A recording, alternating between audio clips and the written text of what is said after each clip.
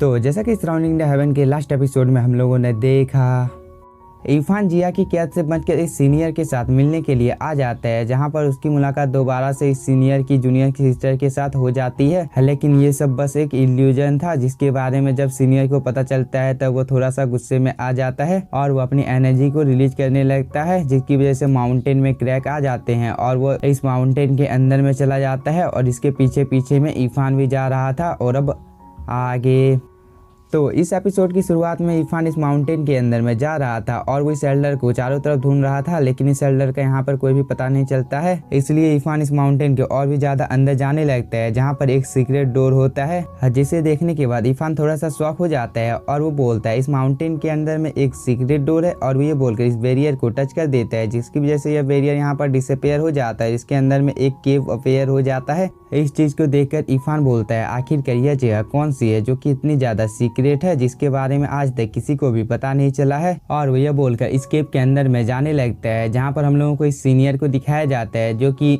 अपनी junior sister को ढूंढ रहा था, इसलिए वह उसे यहाँ पर बुला रहा था। लेकिन तभी इरफान इसके पास आ जाता है और वो बोलता है सीनियर आप क्या कर रहे हो। लेकिन तभी सीनियर अपनी बॉडी से स्पिरिचुअल एनर्जी को रिलीज करने लगता है, जिसकी वजह से कुछ पिलर इस जगह पर एक्टिवेट हो जाते हैं और साथ ही यहाँ पर एक फॉर्मेशन भी क्रिएट होना शुरू हो गया था, जिसे देखकर इरफान थोड़ा सा शॉक हो जाता है। लेकिन तभी कुछ पिलर इस जगह पर अपेयर होने लगते हैं। तभी यह सीनियर अपनी पावर को और भी ज्यादा बढ़ाने लगता है, जिसकी वजह से उसकी एनर्जी चारों तरफ फैल जाती है। तभी हम लोगों को फर्स्ट एल्डर, सेकंड एल्डर और बाकी एल्डरों को दिखाया जाता है जो कि इस जगह पर आ जाता है। लेकिन तभी यह सीनियर इन सभी लोगों को बताने लगता है कि मैं फॉरबिडन लैंड में दोबारा से वापस आ गया हूँ, और वो यह बोलने के बाद में अपनी एनर्जी को रिलीज करता है, जिसकी वजह से यहाँ पर जितने भी पिलर होते हैं उन सभी के ऊपर में एक फॉर्मेशन क्रिएट हो जाता है। और साथ ही यहाँ पर सीनियर चिल्ला रहा होता है कि मैं तुम्हें बचा लूंगा, जिसे सुनने के बाद फर्स्ट एल्डर को बहुत ही ज्यादा गुस्सा आ जाता है और वो बोलता है टाइक्सन गेट किलिंग फॉर्मेशन के साथ में यहाँ पर ये ओल्ड आदमी छेड़छाड़ कर रहा है, हम लोगों को उसे ऐसा करने से रोकना होगा। और वो ये बोलकर सीनियर के ऊपर अटैक करने के लिए चला जाता है, लेकिन सीनियर बहुत ही आसानी के साथ में इसके ऊपर ही अटैक कर देता है, जिसकी वजह से वो दूर जाकर गिरता है। और ये अटैक इतना ज्यादा पावरफुल होता है जिसके इम्पैक्ट की वजह से इरफान भी थोड़ा सा दूर चला जाता है। लेकिन तभी वो खुद को संभालते हुए सीनियर एल्डर के पास आ जाता है और उन्हें प्रोटेक्ट करने लगता है। तभी हम लोगों को फर्स्ट एल्डर को दिखाया जाता है जो कि यहाँ पर अपने एक बहुत ही ज्यादा पावरफुल फॉर्मेशन से इन लोगों के ऊपर अटैक करना शुरू कर देता है, जो कि बहुत ही ज्यादा पावरफुल होता है। इसलिए इरफान को इसे रोकने में प्रॉब्लम हो रही थी और वो दूर जाकर गिरता है, लेकिन वो हार नहीं मानता है और वो दोबारा से इन लोगों के साथ में फाइट करने के लिए आ जाता है।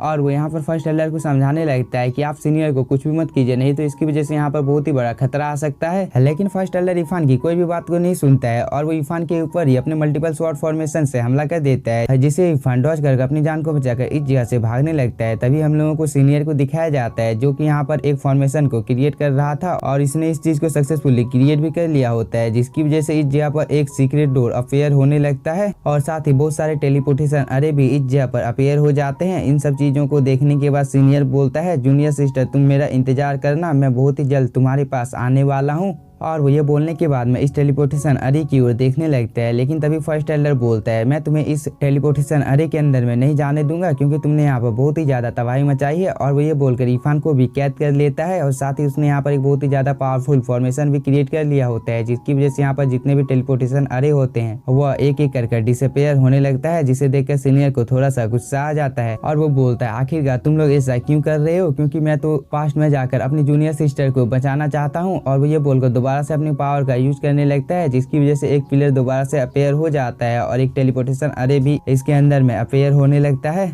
लेकिन अभी भी फर्स्ट एल्डर और उसके साथ ही सीनियर एल्डर की काम में अपनी टांग को अड़ा रहे थे, जिसकी वजह से सीनियर एल्डर को थोड़ा सा गुस्सा आ जाता है और वो इन लोगों के ऊपर अटैक कर देता है, जिसकी वजह से वो सभी लोग दूर जाकर गिरते हैं। इसके बाद सीनियर एल्डर इस टेलीपोर्टेशन अरे के अंदर में चला जाता है और साथ ही इरफान भी इस टेलीपोर्टेशन अरे के पास आ जाता है और वो बोलता है मुझे नहीं पता है कि यह टेलीपोर्टेशन अरे कहाँ पर जाता है, इसलिए मुझे पहले इसके बारे में पता लगा लेना चाहिए। और वो ये बोलकर टेलीपोर्टेशन अरे को जैसे ही टच करता है टेलीपोर्टेशन अरे इरफान को अपने अंदर में खींच लेता है। इसके बाद हम लोगों को इस टेलीपोर्टेशन अरे के अंदर का सीन दिखाया जाता है, जहां पर ये सीनियर एल्डर बोल रहा था कि हम लोगों के पास बहुत ही ज्यादा कम टाइम है, इसलिए मुझे जल्दी से अपनी जूनियर सिस्टर को बचाना होगा। तभी इरफान सीनियर एल्डर को बताने लगता है कि आपकी सीनियर सिस्टर इस जगह पर नहीं है, क्योंकि आपकी जूनियर सिस्टर को फॉरिन लैंड में छोड़ दिया गया है।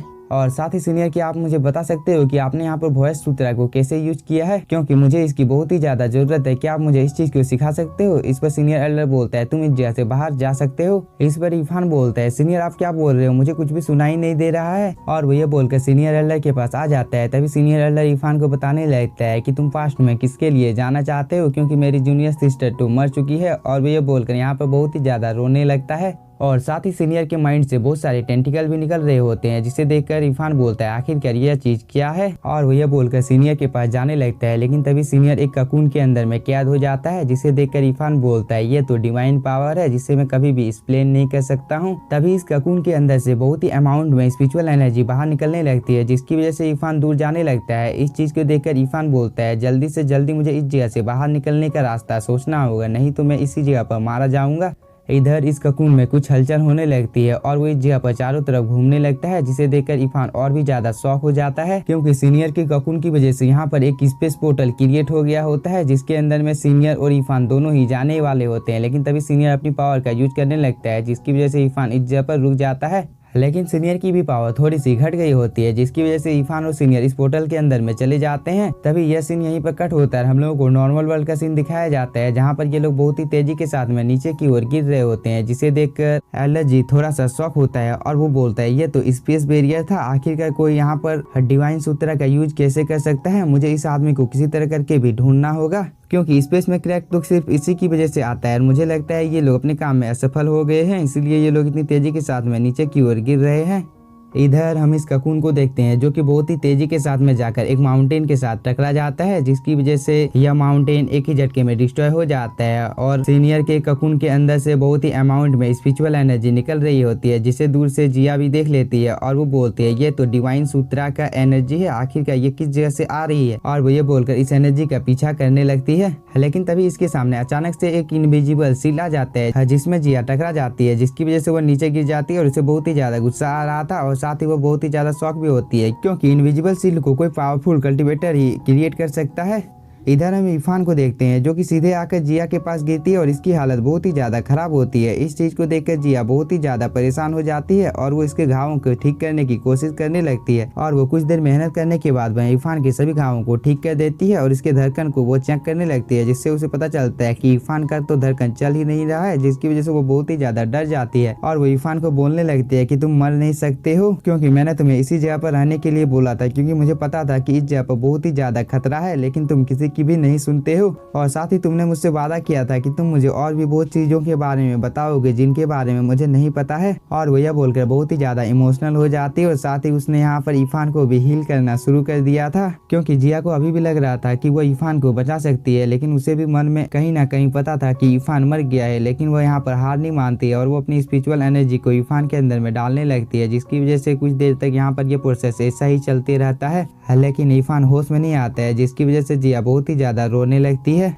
इसके बाद हम लोगों को कुछ देर बाद का टाइम दिखाया जाता है, जहाँ पर जिया इरफान को देखकर और भी ज्यादा रोने लगती है और वो बोलती है इरफान क्या तुम जाग सकते हो, मैं तुम्हें कभी भी नहीं धमकाऊंगी और ना ही तुमसे मैं कभी बदतमीजी से बात करूंगी, क्या तुम एक बार होश में आ सकते हो और मुझसे बात कर सकते हो। इस पर इरफान बोलता है क्या तुम मुझसे बात करना चाहते हो। इस पर जिया भी हाँ बोलती है, लेकिन तभी वो थोड़ी सी शॉक होती है और वो इरफान की ओर देखती है और वो बोलती है क्या तुम जिंदा हो। इस पर इरफान भी अपनी एक आंख को खोल देता है, जिसे देखकर जिया बहुत ही ज्यादा गुस्से में आ जाती है और वो इस जगह से जाने लगती है। तभी इरफान बोलता है तुमने तो बोला था कि मुझे कभी भी परेशान नहीं करोगी, क्या ये बात सच है। इस पर जिया उसके हाथ को काटते हुए बोलती है कभी भी नहीं। लेकिन यह सीन यहीं पर कट होता है। हम लोगों को कुछ देर बाद का टाइम दिखाया जाता है, जहाँ पर इरफान बोलता है यह घाव तो पिछली बार से भी ज्यादा है।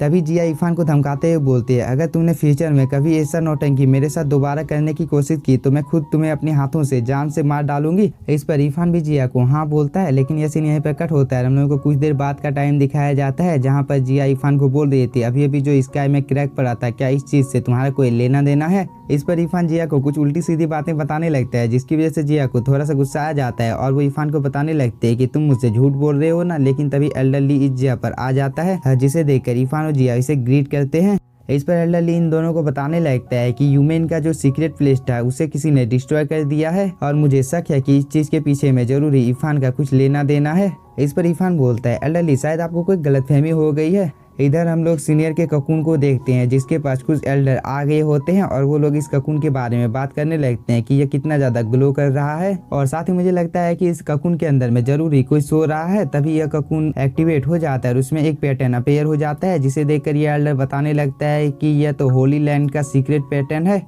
इस पर यह एल्डर थोड़ा सा शॉक हो जाता है और वो इसे बताने लगता है, तुम यहाँ पर कहना क्या चाहते हो कि इस ककून के अंदर में आज से 6000 साल पुराना कोई एल्डर सोया हुआ है? क्योंकि इस पैटर्न को तियानसुआन होली लैंड का कोई एल्डर ही जानता है, जो कि आज से 6000 साल पहले विलुप्त हो चुके हैं। इस पर ये दूसरा एल्डर अपने साथियों को बताने लगता है कि हम लोगों को जितना भी बताया गया था शायद वो सब चीजें एक अफवाह थी, क्योंकि आज हम लोगों के आंखों के सामने एक एल्डर है जो कि तियानसुआन होली लैंड से बिलोंग करता है। इस पर ये फर्स्ट वाला एल्डर इन दोनों को बताने लगता है कि हम लोगों को चिंता करने की कोई भी जरूरत नहीं है, हम लोगों को बस इस ककून के ऊपर नजर बनाए रखना है, तब जाकर हम लोगों को पता चल जाएगा कि यह बात सच है या झूठ।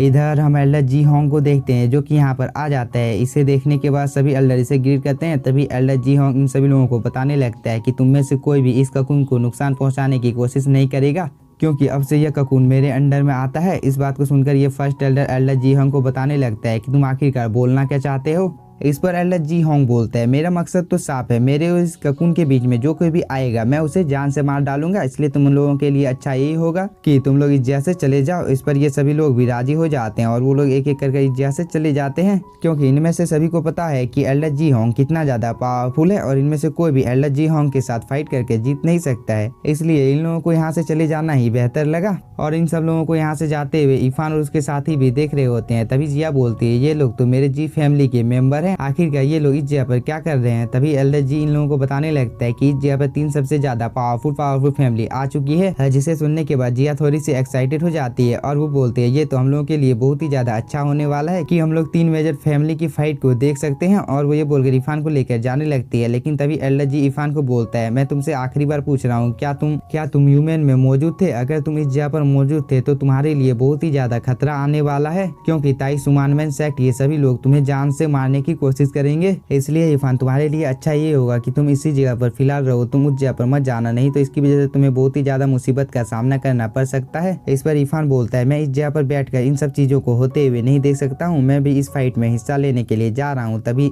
एल्डर जी बोलता है, मेरा काम था तुम्हें समझाना और मैंने तुम्हें समझा दिया है, और वो ये बोलकर यहाँ से चला जाता है। इसके बाद जिया इरफान को यहाँ से चलने के लिए बोलती है। इस पर इरफान बोलता है, तुम चलो मैं आता हूँ। जिया यह सुनने के बाद में यहाँ से चली जाती है, लेकिन तभी इरफान को कुछ एहसास हो जाता है कि उसके आसपास में कोई है। लेकिन इसी के साथ हम लोगों का यह एपिसोड हो जाता है खत्म। अगर आप लोगों को वीडियो पसंद आया होगा तो चैनल को सब्सक्राइब कीजिए और वीडियो को like. Thank you for watching.